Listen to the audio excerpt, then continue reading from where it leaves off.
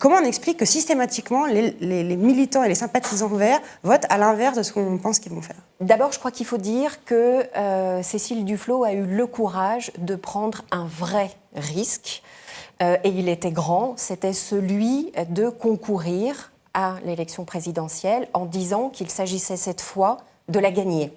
Moi, il me semble que ce que Cécile Duflot a payé, c'est la COP21. Alors, c'est la COP21 parce que depuis 2 ans, les militants écolos, ceux qui font le peuple de l'écologie, et je le dis avec guillemets parce que voilà, c'est plus compliqué que ça, mais ils sont mobilisés sur le terrain depuis 2 ans. Yannick Jadot et Michel Rivasi... Ils sont arrivés en tête, hein. Yannick Jadot 35%, Michel Rivasi 30%. Voilà, ils ont à la fois su représenter cette écologie de terrain, cette écologie combative, cette écologie qui est très à la fois partisane et en même temps très intégrée dans les réseaux militants, dans les associations, etc.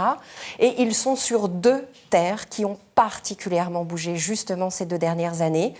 Yannick Jadot, il est à Notre-Dame-des-Landes, qui est une lutte emblématique pour les écologistes. Il est élu, c'est la circonscription européenne sur laquelle il est élu. Voilà. Et puis Michel Rivasi, elle est sur une terre où il se passe des choses aussi, sur le Haut-PACA, avec les luttes sur le Lyon-Turin, les luttes contre la pollution camion, etc. Et c'est très important parce qu'un élu écologiste, dans l'imaginaire des écologistes, c'est un élu militant. C'est inscrit dans les textes. C'est comme ça qu'on socialise les adhérents. Les Verts, ils aiment qu'on parle d'eux.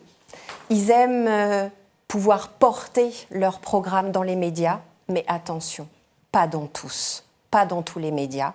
Pas dans les médias mainstream. Et pas à condition de se renier totalement. Cécile Duflot, c'est la fille qui va en jean au Conseil des ministres.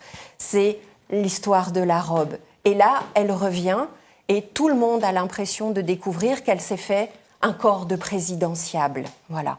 Et je crois que le critère d'être connu, ça suffit pas, ça c'est clair, et ça peut même se retourner contre vous quand vous surjouez trop les codes. Là, il y avait beaucoup de travail de communication, beaucoup de travail de storytelling. L'idée, c'était quelle histoire on raconte à propos de la candidature de Cécile Duflot.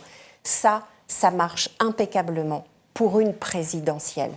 Pas pour une primaire chez les écologistes.